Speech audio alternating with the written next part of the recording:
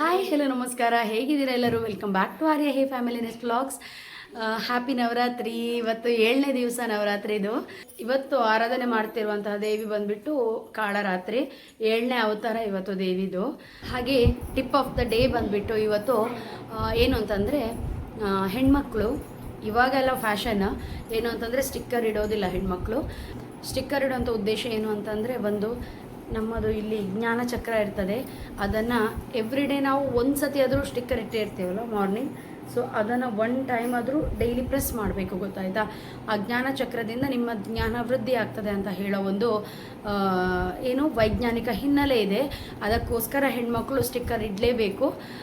But ಇವಾಗೆಲ್ಲ fashion ಬಂದಿದೆ. But ಇಷ್ಟೇ ಫ್ಯಾಷನ್ ಬರಲಿ, ಸಣ್ಣದಾದರೂ ಪರವಾಗಿಲ್ಲ, ಆ ಸಣ್ಣದಿಡುವಾಗಲೂ ನೀವು ಒನ್ ಟೈಮ್ ಆದರೂ ಈ ಪ್ಲೇಸನ್ನು ಪ್ರೆಸ್ ಮಾಡ್ತೀರಾ.